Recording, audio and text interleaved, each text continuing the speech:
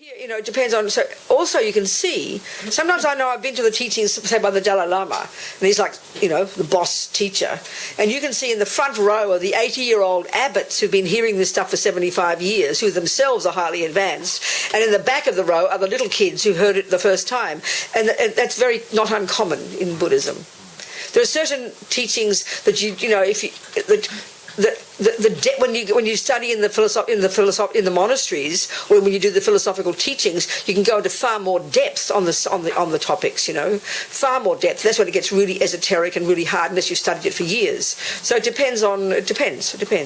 So very often the teachings I'm giving can be for anybody who's heard them many times before, and the attitude you'd have, like those abbots hearing in the front row, they wouldn't sit there thinking, "Oh, I've heard all this before. Tell me something more interesting." One of the approaches is. It's a bit like every time you hear it, even at the simplest level, if you're really sincerely trying to practice it, you'll hear it freshly and it'll trigger something for you. Do you understand?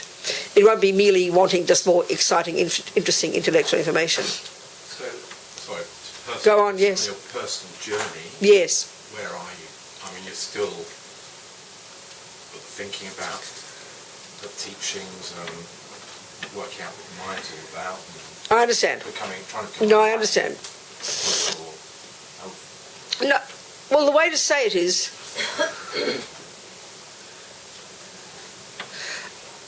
I don't know what to say. I mean, my job is to teach Buddhism. You're an amazing teacher. Well, whatever. I mean, I'm happy it helps. So then, for me, every time, all I can say is I'm studying it myself all the time, and I've studied it. I couldn't say, if I hadn't studied anything, how could I speak one word? Would be just utter nonsense, wouldn't it? So I'd have to have but what I'm seeing is, the more I study it myself, the more I practice it myself, the more I speak it myself, that's all part of my own process as well, Every time I say these things, I'm getting it more deeply myself. So it's part of my own process as well, the fact that I have to teach it. So that keeps helping me internalize it more. Do you ever have self-doubt? Self-doubt, I wouldn't use that phrase. I mean, that sounds like arrogance, doesn't it? No, it's not. No, I hear where you're coming from. I hear you, Chris. Yeah. Okay, put it this way. I've made a decision in the very beginning, and that still continues now, all these years later, that I am a Buddhist. That means I want to buy into, I want to listen to, I want to take seriously the Buddhist teachings from the sources that I've chosen to study them from. Dalai Lama and all the different people are in that environment, So that means, so what I'm doing, like if it were acupuncture I'm studying, I'm buying into acupuncture. But as you're going, as you're learning the next piece of acupuncture, also what you're doing, you're attempting to prove it to yourself, aren't you? You're hearing it and you're attempting to prove it. Wouldn't you agree? You're not just blindly believing in it. You really want to comprehend it. You want to prove it to be true, and you want to experience it for yourself, don't you? That's the process of the practice part. Every time I say it for myself, it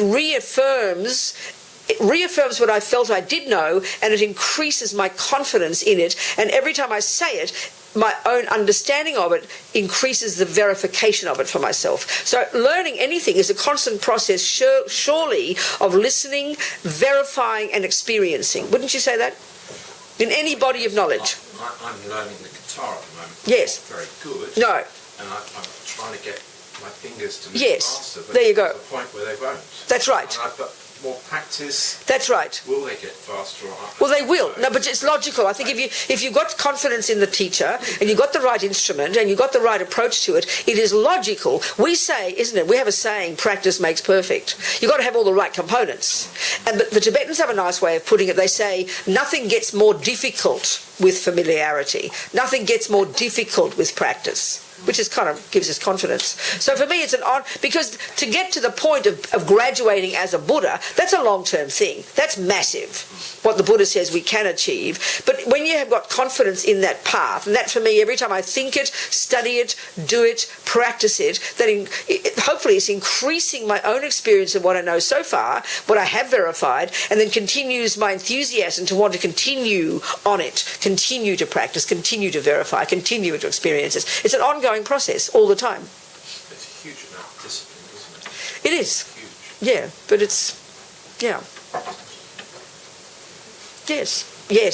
In terms of working out that the divide, I guess, between us, like your traditional Christian Catholic faith and Buddhism of faith and in believing in something. So, for example, just reading there about, if you were to take poison, but your faith in Tara, you won't be affected by the poisoner. And I know I'm reading that literally, but it's that my mind's just sort of a little kind of, well, how can I not if that's what they're trying to say? And I'm confusing myself because I had a pet praying mantis who was dying. I did the Tara mantra and she gained strength, and I watched her change. Oh, I see, I understand. And take form. So the question Will is... I take poison to prove... Well, no, I see, I don't want to go to all those things. I don't want to go there. Let's leave all that. Okay. Because, okay...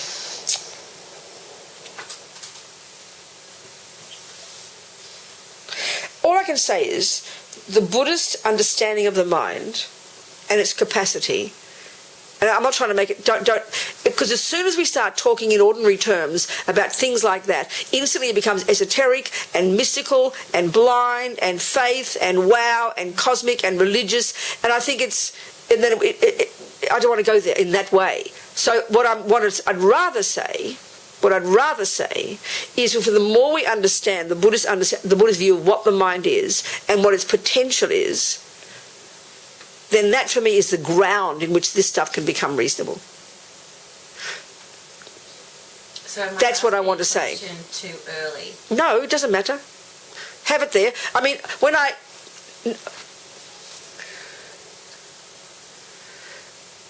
my wish is, just to keep thinking about what the mind is, but to answer that, but not to know what the mind is and how it works, that can be dangerous. But if you can explain it logically, how the mind works and how that would be a possibility, I find that very helpful. And I'd rather talk like that. It utterly fits with everything that's what you just said is true. It utterly fits. There's nothing, when I read all the more esoteric teachings and hear all the advanced experiences of the great yogis, it utterly fits with the Buddhist view of what the mind is capable of. So let's keep it on the ground. I mean, maybe I should be talking about all those things in this room because it's about Tara, but I just sort of can't. So you can read Lama Zopa instead for those things. Okay? What else, people? Yes? This leads on probably from the last Yes. questions. I've been baptised as a Catholic. That's right. And followed Catholicism away, then began to have doubts and to ask questions because it didn't really fit in. At that stage, I had no idea of Buddhism. I knew nothing about it. Now that I'm finding out about it, it seems to me a better fit for you. For me. Yeah, that's personal, isn't it? That's right. Is, yes. And somehow I'm feeling that I'm betraying. I see, yes, of course, that's right. It can be like that, can't it? Yes. And I'm thinking, okay, if I can betray once, can I betray... Darling, I mean, the point is, when you realise that you're the boss, and if we never had to talk... If we really could understand that we don't need to talk about, let's say if you never talked about what you think, no one ever needs to know. It's you, between you and you and you and whoever you want to talk about. And in the end, the bottom line is how you behave in the world. That's the proof of the pudding. So whether you use Buddhist techniques or Christian's techniques, that's everybody else's, not their business. But for you, it's like, just be, I mean... If there's such a being as Jesus, I'm sure Jesus won't mind. If such a being as a Buddha, they're not going to mind. So it's really your business to really be authentic and to use tools that help you gradually, incrementally lessen your neuroses and grow your goodness. The bottom line is that, isn't it? So be content with that. Be content with that. That's good enough. Thank you. Yeah. So let's just do a little bit of meditation. But I have to talk about what meditation is first. I have to do that, okay? I don't know what you're expecting, but never mind. Let me talk about meditation. There's many kinds of meditation. But the meaning of meditation in Buddhism, this is where it's very different from how we tend to think in the modern interpretation of the word.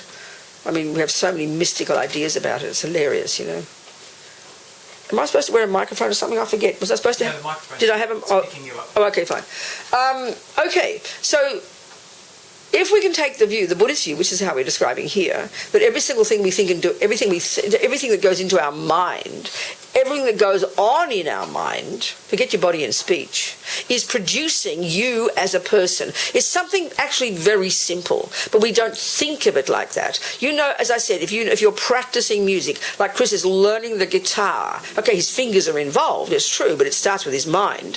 So think of, if you know, whatever you're learning in your mind, you're moving towards Chris is gradually growing a guitar player. When you're making a cake, you're growing a cook. You're turning your mind into the mind of a cook by familiarizing yourself with the thoughts of a cook, with the thoughts of music. It's obvious, it's spelling it out, but Buddhism makes this very, very evident because Buddhism emphasizes the mind as the starting point for everything, as the cause of all our suffering, as the cause of all our happiness, which is not how we think in our ordinary world. It's almost like in the ordinary world, mind is almost secondary. But the Buddhist one is mind is everything. What we think and feel every second is necessary to harness. That's why with the very first level of practice, we've got to control our body and speech. Then we can have the luxury of going to the next level of practice where we start to harness our mind. And that's where we could learn these concentration meditation techniques invented by the Hindus thousands of years before the Buddha, this incredibly skillful, practical technique that enables us to focus our mind, so that then we can use that focus and that skill that we've developed in our daily life as well as in meditation to continue to do the job of unpacking and unraveling the contents of our mind, so we can learn to lessen the neuroses and grow the goodness. For whose benefit? One's own. So it's the job of being a meditator, being a Buddhist, a meditator, and I'll explain the word, it's the actual method of turning yourself into this really marvellous person. You're learning music, you turn yourself into a musician. You're learning to be a cook, you're turning yourself into a cook. Well, here we're learning to turn ourselves into a marvellous person, a less neurotic, less angry, less depressed, less anxious, more kind, more loving, more intelligent person. That's what you're doing as a Buddhist. So the word to meditate in Tibetan is actually the verb to familiarize. To become familiar. To familiarize. Well, it's another word for to learn. Chris is familiarizing himself with guitar and the music. When you're cooking, you're familiarizing yourself with cooking theories and cooking. When you're a musician, you're familiarizing. I mean, I keep using ordinary examples to get it out of this wholly religious concept and bring it into ordinary life. So as a Buddhist, what you're trying to familiarize your mind with, meaning what you're trying to practice, what you're trying to learn, is to be less angry, less attached, less jealous, more kind, more wise, more loving, etc. Bottom line is that. The word to familiarize means to learn, to become familiar with, to get used to practice. That's what it means, you know. But when we hear the word meditation, we're so mystical about it. So indeed, there are many methods of meditation in Buddhism. We can narrow them all down to two kinds.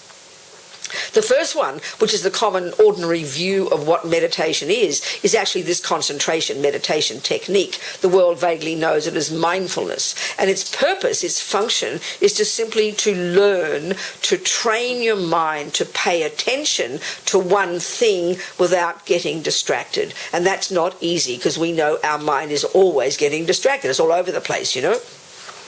But that's not the main, it's like you're honing your mind into this skillful instrument, so that you can then, in the second mode of meditation, do the job of really unpacking and unraveling the contents of your mind, so you can sort out the distinction, make the distinction between the messy, ridiculous stuff and lessen those, and the valid stuff and grow those. It's a simple concept, but not a way we intend to talk about. So in the Vajrayana, in the more advanced levels that Tara is a part of, the meditations here, we call them visualization. So it's just using your creative imagination. But given the fact that within the teachings of karma, the Buddha would say every tiny thought we have, not one fraction of those thoughts ever goes astray. There's two main things in Buddhism about this point, about the mind, which is most interesting.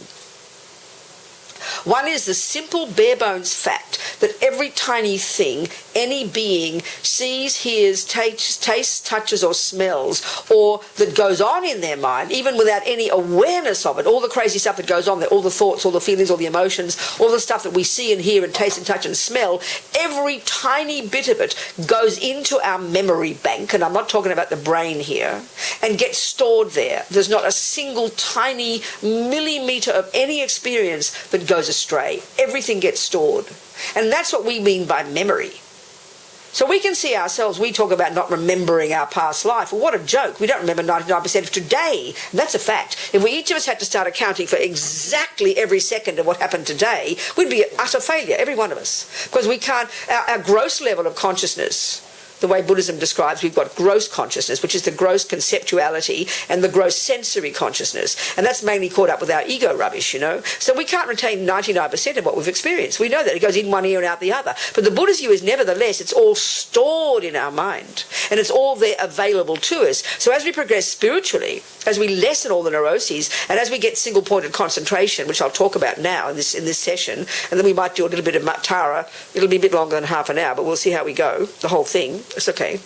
We'll talk about the concentration technique. It's so important to understand it really clearly, what you're trying to do. As we progress in that technique, then as we really progress seriously, and that's advanced, you're going to access more subtle levels of your mind. So these levels of consciousness we don't even posit as existing in our modern psychology, as we well know, and that's why it's so crucial to understand theoretically that Buddha does, you know, and that all these great Indians before him and the Buddhists, when you really do this technique, and people are in the mountains or somewhere right now doing it, including people of our own culture, cultivating this single-pointedness. This is the first mode of meditation. But you learn to access these more subtle levels where you really then can have super clarity, super awareness, and you can be conscious of the past and the future. That, as we know, is labelled clairvoyance. That's not something mystical. That is available to every single person, and you get that when you accomplish this single-pointedness. You get that capacity because that's the capacity of your mind at a subtler level. But the trouble is, as soon as we hear things like this, we get all excited and get a bit cosmic, you know. But this is practical, this is real, and this is the potential we've all got. So then more and more we're able to retain and observe and remember what has gone on, to see the past, the future, and indeed even eventually the minds of others. This is what we're capable of. In the long term, as we progress, we need to be able to do this so we can really benefit sentient beings. So our mind is way more powerful, way more capable, put it this way, you know, capable than we can conceive of in the ordinary materialist view of the mind. That's why it's so important to understand first just technically what Buddha means by what the mind is, you know. So the way they talk, let's just talk about more about the mind then. The way the Buddhism talks about the mind, and this is in Lama, there's a wonderful book coming out that maybe is even available very soon, I think, from Wisdom Publications. It's a book I happen to edit. I'm very happy to have edited it, by Lama Yeshe, and it's called Mahamudra. And it's this, we'll do a bit of this, you know, it's a wonderful meditation technique that's kind of famous as a very advanced technique. And it's a beautiful commentary Lama Yeshe gave in the 80s, actually, early 80s in Bendigo at a teacher centre. And Wisdom is coming out, I think, now, I think even available now. If you go on Amazon, you might find it already, I think, I'm not sure. But it's supposed to come out in October, I think. But it's in there Lama talks about the mind, because this particular Mahamudra technique is about meditating on the mind itself. So they say the mind consciousness is not physical, remember that. And the best we can do is conceptualize that, because you can't taste it, touch it, smell it, see it. You know, it's quite abstract for us to think of this, something that isn't physical. Even is not even something you can see with a microscope. It doesn't have physical characteristics. And that's hard for us to conceptualize, because we don't posit such a thing in the materialist world, you know. But it's a very powerful living thing, and that's our consciousness. That's the living part of us. If there were no consciousness in this body, it would just be mucky flesh, you know. There's no life in it. What gives us life is our consciousness. The entry of it at the time of conception is what causes us to grow into a human being, and then what leaves at the time of death is what is defined as then being a dead person, you know. But this consciousness has this gross level. They talk in the Vajrayana. We've got the gross level of consciousness. We've got subtle consciousness. And the only time we ever touch that is when we dream. That's our subtle consciousness. Or if you're a great meditator and you've harnessed the energy of your grosser level and you can go to these more subtle levels, that's subtle consciousness. And then you've really got ability to utilize that level of consciousness. But most of us, unless we learn to meditate, we won't get that, we won't get that. Not possible. And then you've got even what they call very subtle consciousness.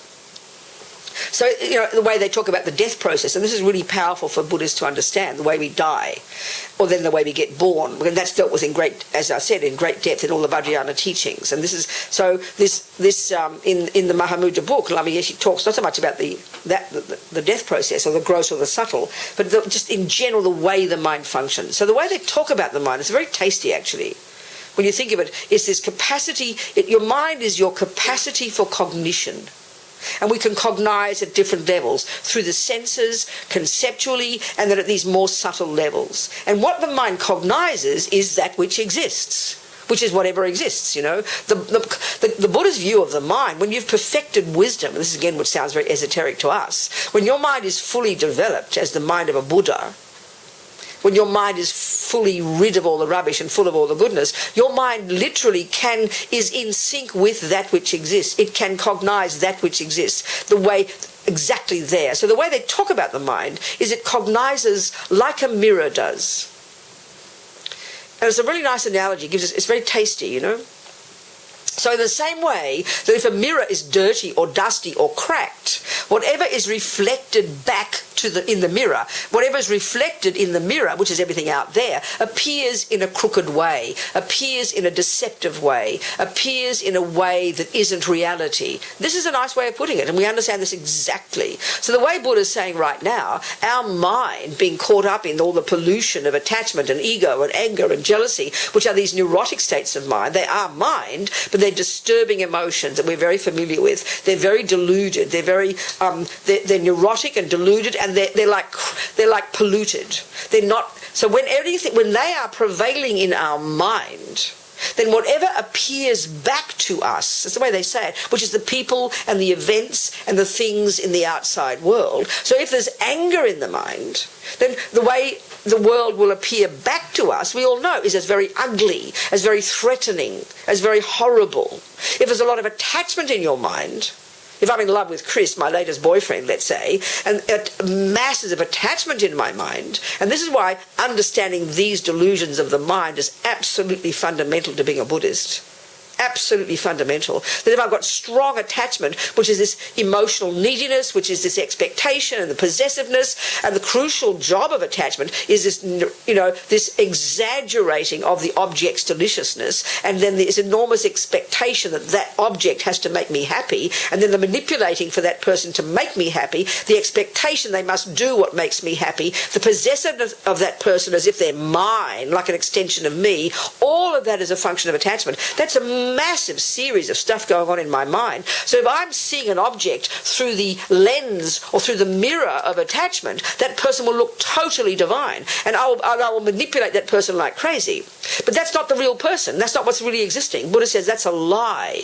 Anger pollutes the mind that makes the object look ugly. Attachment pollutes the mind that makes the object look delicious. So that's how we're seeing the world now, Buddha says, through the lens of all these neuroses: attachment, anger, jealousy, low self-esteem, pride, depression, anxiety, you name it. And our minds are pervaded by these to one degree or another. That's what Buddha means by being in samsara.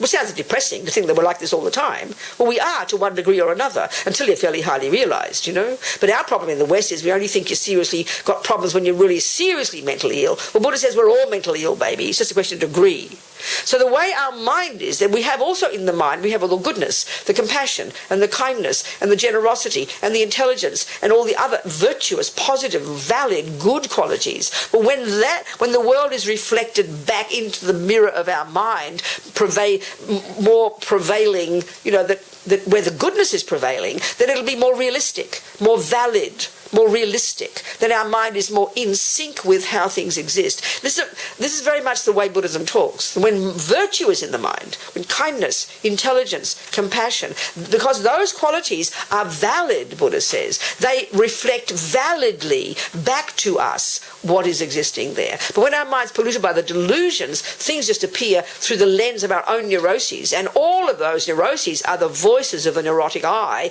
and that's why we can't, number one, we can't see reality clearly.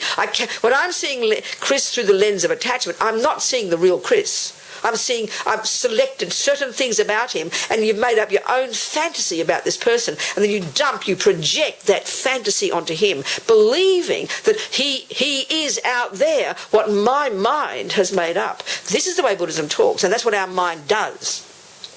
But whereas Buddha's saying, that's what our mind does now, being polluted. But so our job is to depollute our mind, basically. Why? So then we can see things more clearly. We can be more in sync with reality. And it also brings the bonus of being more content and more happy. Because the delusions, because they're liars and they project lies onto what's out there, and we don't realize that our mind is doing that, and then we blame the object, We blame the delicious cake for making us happy. We blame the ugly person for making us suffer. But it's our delusions that make the cake look delicious. It's our delusions that make the person look ugly. And we don't realize that. And that's the biggest suffering. And when we begin to even comprehend, even intellectually, that it's our mind, our cracked mirror, our polluted mind, our dusty mirror that is the problem. Doesn't mean the people out there aren't doing bad things or good things. They are. But we distort everything with what's in our mind. Whereas the mind itself is indestructible. It is beginningless and endless, Buddha says. And that is an abstract concept. I agree with you. Totally abstract. Bizarre idea for us. It's pure in its nature, meaning it's fundamentally pure and clear.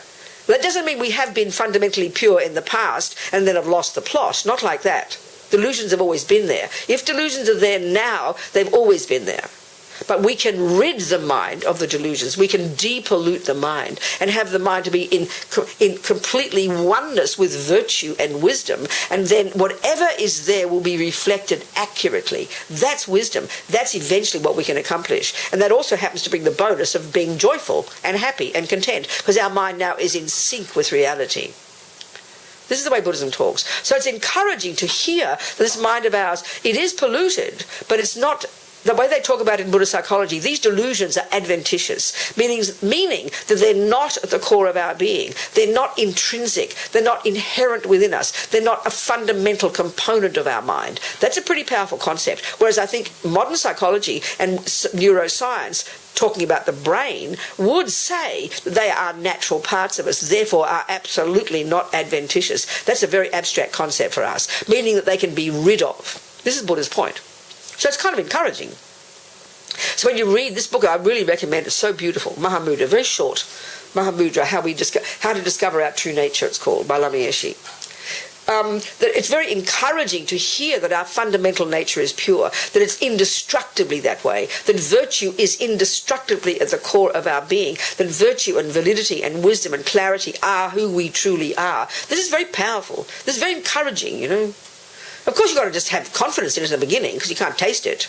But the more we can study Buddhist psychology and try and see the logic of this, and the more we understand all this, this helps us understand what Tara means. This helps us understand it. Otherwise, it's just plucking out this stuff on its own without understanding all the basic stuff. It just makes it cosmic and a belief system,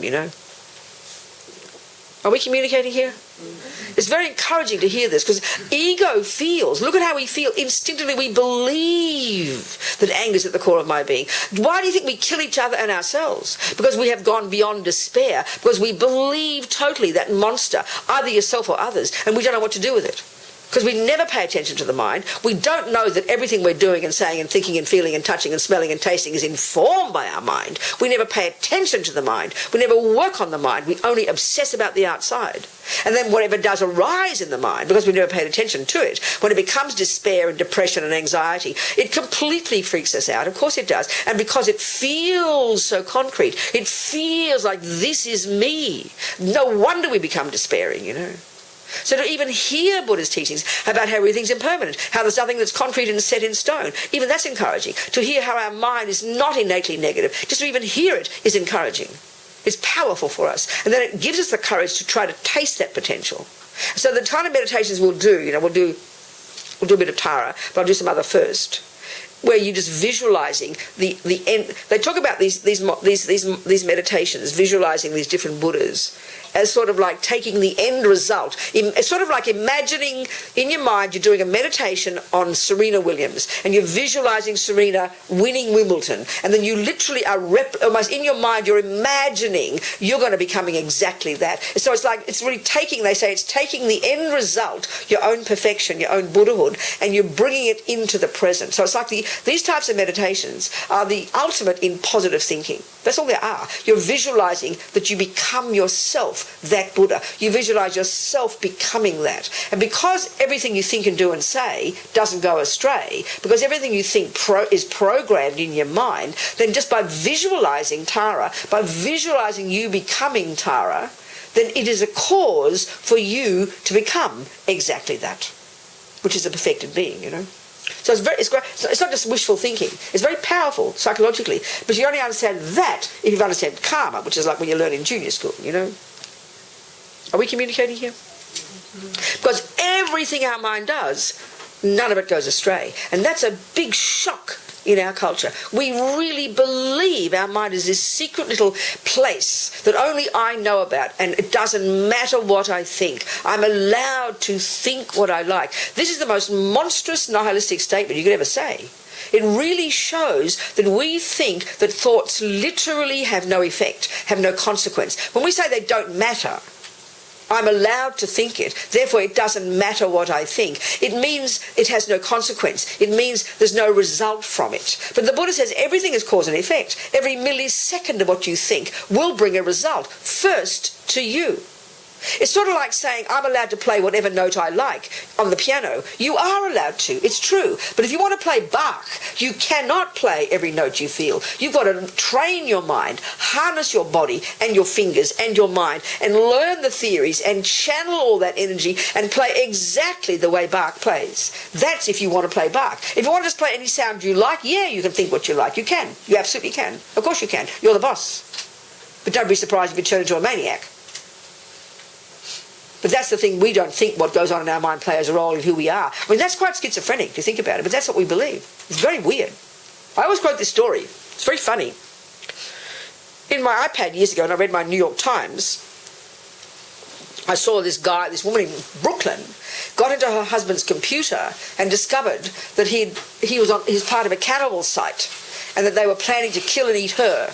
Well, she was quite shocked, Naturally, she was. It was very funny. So she didn't just call the police, she called the FBI. It seems like more serious or something, It's very hilarious. But my point is this. His defense lawyers, their position was, they're allowed to think this. That doesn't mean they're going to do it.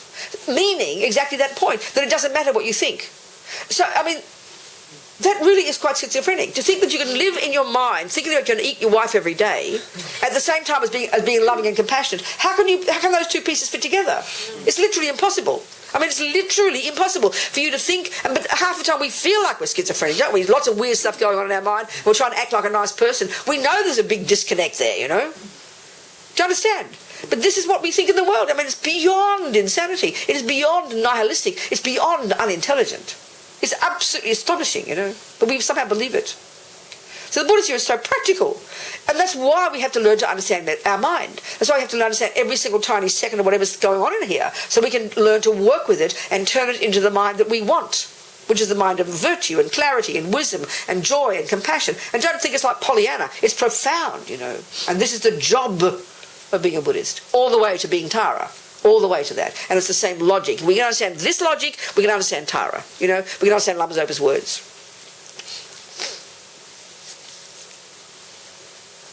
So let's first let me just talk about concentration meditation, explain how to do it, and then we'll do the little one that the Mahamudra. So basically the Mahamudra meditation, the first stage of it, is simply exactly the same as watching your breath. It's concentration. It's the first mode of meditation. But the difference is, instead of watching your breath, instead of paying attention to your breath, you pay attention to your thoughts. your mind is the object of meditation. And on the face of it, it sounds pretty simple, but it's very kind of tasty. That's why if you read Lama's book, it's very inspiring, you know. So concentration meditation, the first mode of meditation, is simply a technique. It's like a training to get your mind to focus. Don't think of it as anything more than that. We think of it as a special technique. You're going to have special feelings, you're going to have special visions, a special magic. It's going to kind of make all the thoughts go away. It's all these kind of things. None of that. It's simply a training. It's training to focus. Training to pay attention on one thing, as opposed to the chaos that's normally there now. When we don't, when we see our mind, like especially when if you're driving the car, you're forced to pay attention to the cars, aren't you? And even though you're still scattered, you forget half the things you're doing. But you know that if you weren't paying attention every second, you'd crash in a minute. So we do know how to pay attention. We do know how. And even though your mind might be unhappy, you might be getting angry with your hubby, you don't get that angry with your husband that you forget that you're driving.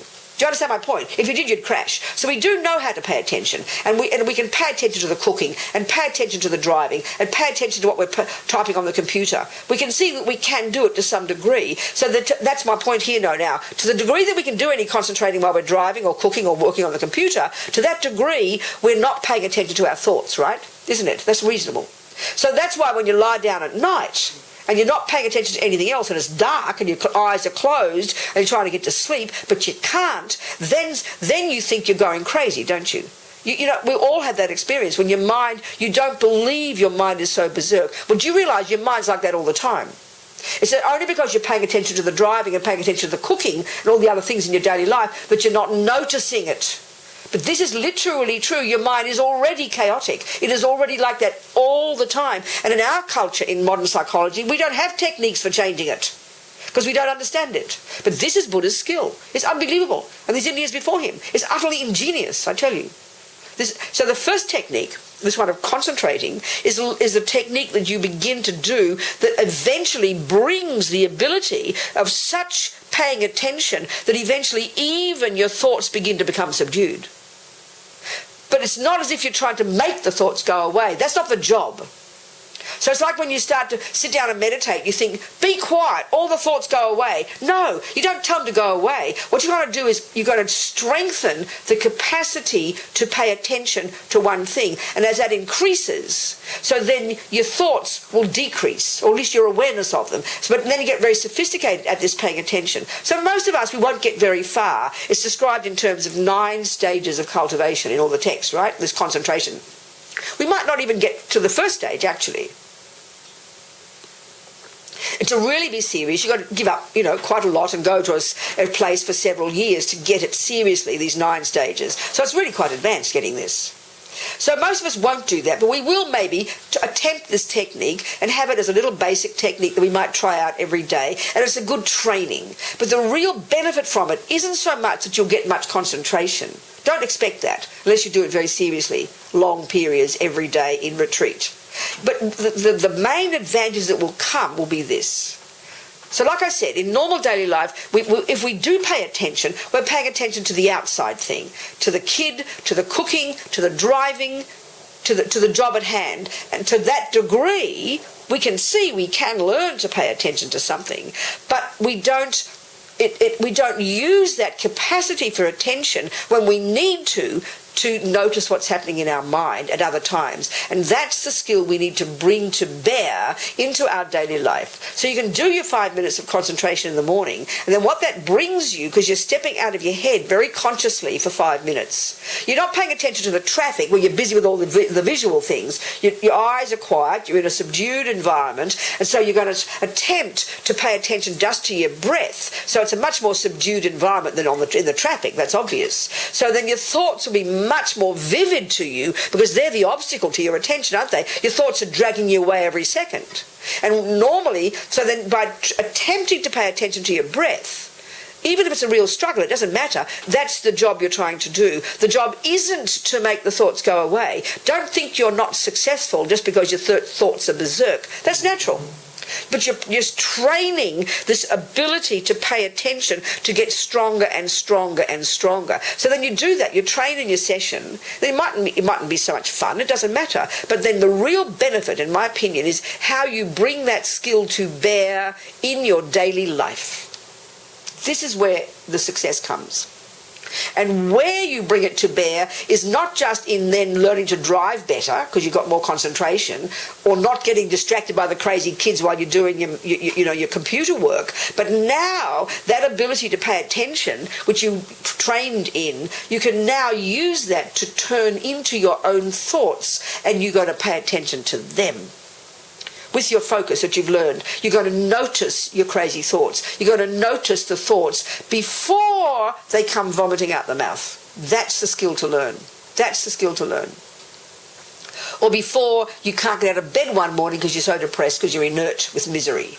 But that's what, and so in other words, like we were talking last night, we know there's crazy stuff in our mind as well as good stuff, but because we don't turn in and look at it, and because we don't work with it in a practical way, we only notice what's going on in our mind when it's vomiting out the mouth, and I want to kill Chris or myself. And it's too late. It's too late. And that's what we mean by feelings.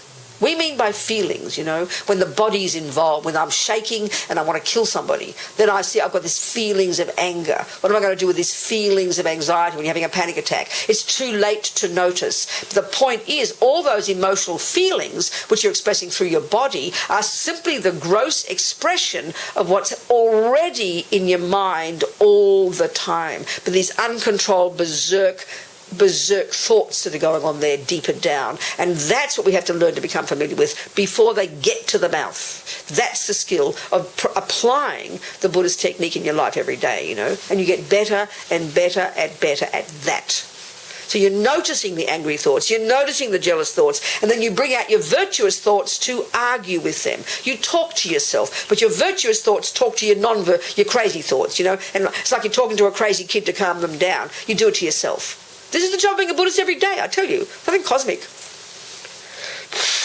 So, this concentration meditation, the aim is to simply focus on something. The job, is not to conceptualize, is not to notice your thoughts. You can't help but hear them in the back of your mind, but you don't go to them. You don't analyze them. You don't interpret them. You don't describe them. You let them come and you let them go. You hear noises. You let them come and you let them go. You stay focused like you would as you're driving a car. You can't afford to get, to start paying attention to the crash over on the other side of the road. You've got to notice it in the back of your mind, but you've got to stay fixed in your lane. That's a good example. So here the same. All the chaos will be happening in your mind. Maybe the noise is outside, but you don't go there. It comes and it goes, and you stay focused on the object of your meditation. This is a concentration technique.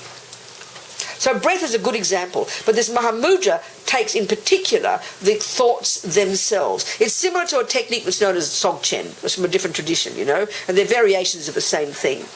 Different but similar.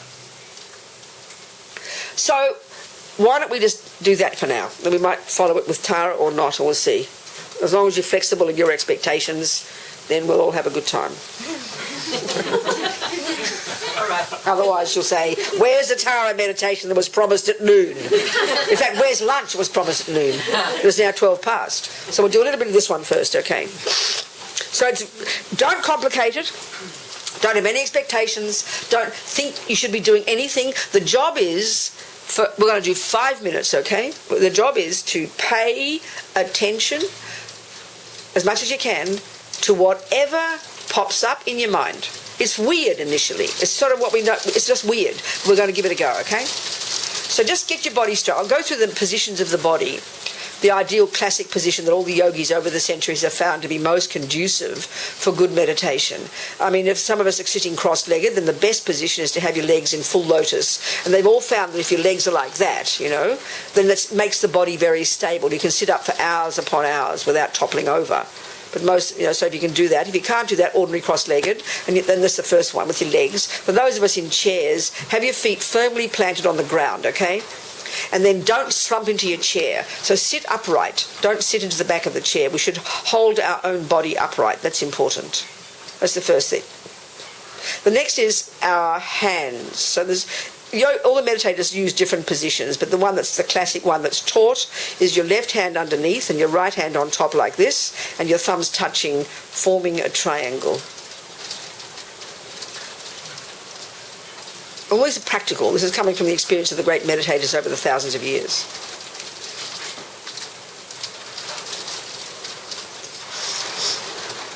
The next one is your back. Have it have it very straight. Don't slump. It's important to be sitting upright. That's why I don't lean in the back of the chair. Your back upright. Your shoulders square. Relaxed but square, not slumped, in other words. In fact, I like to add this piece, but think of your body as think of your skeleton as if it were hanging on a hanger. It will be completely hanging, it will be completely upright, wouldn't it? All your bones. And then think of all the soft bits hanging on the skeleton, but no tension whatsoever. So your shoulders, your abdomen, all your muscles completely relaxed. But keep your body upright at the same time. But as soon as we say relax, we slump. But don't slump. Keep it upright. Put yourself upright. Now slump the muscles. But stay upright. That's a really good combination. I mean, relaxed muscles, but upright bones. The next is your head. The main thing is your head. Several points. The first is have your head slightly tilted forward. Your chin tucked in a bit. If your head is more thrust backwards, it makes the mind more agitated. But slightly tilted forward, chin tucked in first. Next, your jaw relaxed. Lips slightly apart.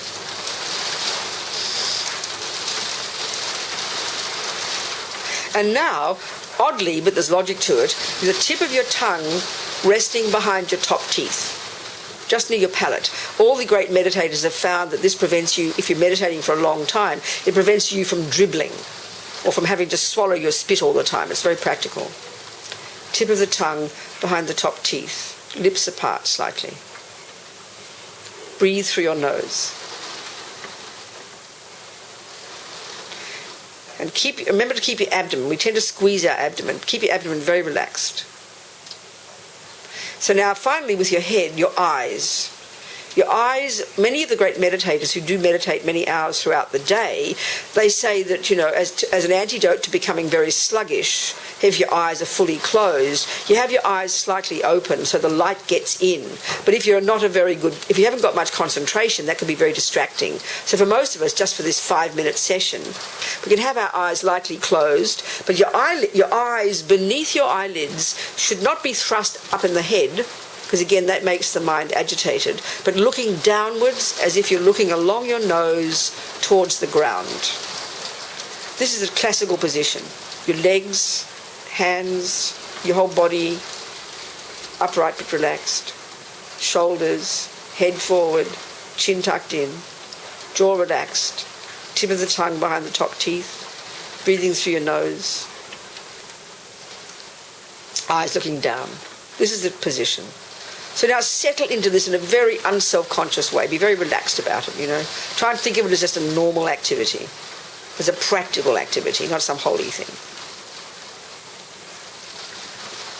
So now we're going to I'll just say a couple of things first. We're going to discuss this later, the way the mind works. It's a very particular way of describing it. We've got many bits and pieces of our mind, haven't we? So normally what we're dealing with when we deal with Buddhist psychology, we're dealing with all the ego, with the unhappy emotions and the positive emotions. But here we're not discussing those. We're going to look at the other parts of our mind, like the mechanics of our mind. We've got the ability to pay attention, to discriminate, to concentrate, to remember. These are practical components that anybody, whether you're a meditator or a murderer, you need these to work well to do your job properly. So we're trying to train these parts of our mind in meditation. So the thing that's going to do the job of watching, that's the part literally called attention. That's the part of us that will pay attention. We're trying to develop it into concentration where it won't get distracted. And that's what we have to train in, because our mind now is all over the place. We know that because we get distracted by sounds, by tastes, and most of all we get distracted by all the crazy thoughts. So the job is to simply, with determination for this few minutes, just think, I'm going to pay attention to whatever pops up each second in my mind. So we call those thoughts, right? So never mind what they are, don't conjure the thoughts, don't think about the thoughts, don't describe the thoughts, don't engage in the thoughts. It's almost like watching television, but you're not commenting on it. You're letting all the crazy stuff happen. And the crazy stuff is your own mind. So you're going to pay attention. You're training this attention to be very focused. So the second that you know, another part of your mind, this is really what should be happening, there's another part of your mind called mindfulness. And this is simply the ability to not forget what you're doing. So that part, as soon as attention wanders off, kind of mindfulness kicks in and brings attention back to the object of meditation. Then there's another part of your mind, Dalai Lama calls it the policeman, that's called alertness or vigilance. That's even another part, watching the mindfulness and the attention, making sure they're doing their job nicely.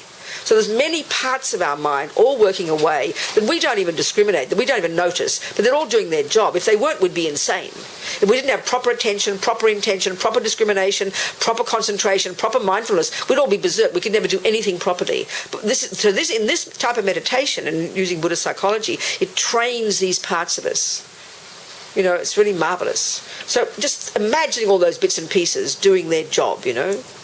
So attention is watching the mind, mindfulness is checking, and then even vigilance is checking. Just imagine that way. And then simply, just now, pay attention to whatever rises in your mind. And every time you notice it wanders off, you bring your attention back. You bring your attention back. You keep it focused. You keep it sharp. Do our best. Pay attention to whatever arises in your thoughts.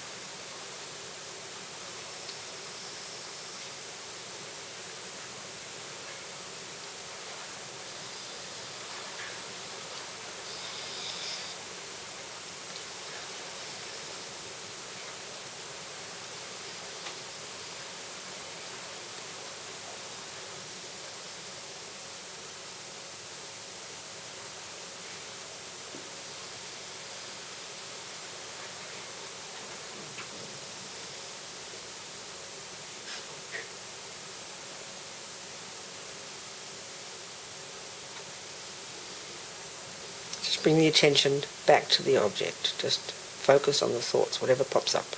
Just watch. No comment.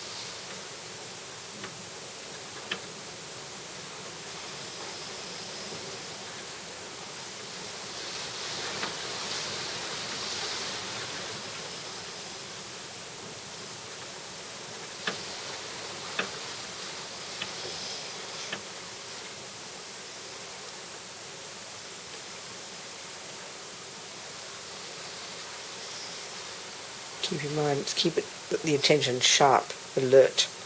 Just watch the thoughts, that's it.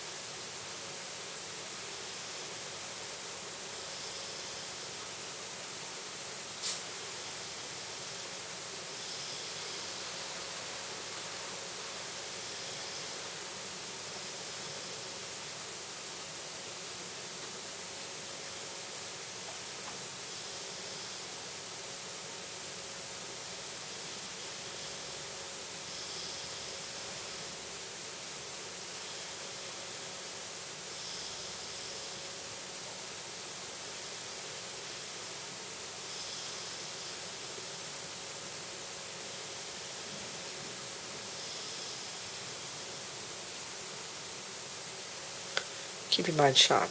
Don't space out.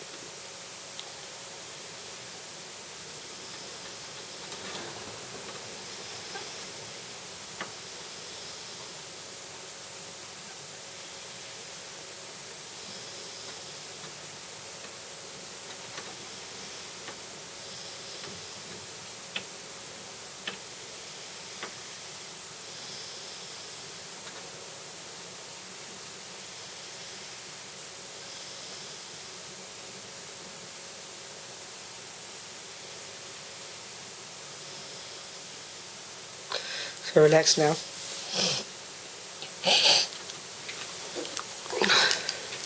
Feels kind of weird, doesn't it? Doesn't it? Because you can't. I mean, at least if you watch your breath, you can identify the breath. It's something physical, isn't it? And that is the first one. That's the first thing the Buddha taught. To start with the breath. But this one is much more subtle. And in the beginning, it kind of feels weird, like you're drowning. What do you think, Chris? It's kind of a strange experience, isn't it? Yeah, very strange. Isn't it? Very sweet, actually. There you go. See, this is a really interesting point. Before we finish, we're not going to get Tara done now, but never mind. Are you flexible? Are you all being flexible? Yes. You don't mind what happens? Okay, good. Okay, so this is interesting, Chris. We'll talk about it more after lunch. But the way they describe in the text, the two main obstacles to being successful at concentration is the one that we know that when you sleep, you can't get to sleep at night when your mind's berserk. Or this one, you just go straight to sleep. Yeah. And it's almost like concentration is this invisible place in between the berserk and the sleep. Do you understand? And that's what it takes enormous effort. I mean, even the greatest meditators, I mean, one of our Swiss monks, he's been doing meditation for 30, 40 years, other meditations as well. But for years it took him to begin to get some single point of concentration because our mind is either berserk, which is day-to-day life, we're wide awake and wound up and completely berserk, or we're fast asleep and totally extreme. And they're the two complete extremes. And they're the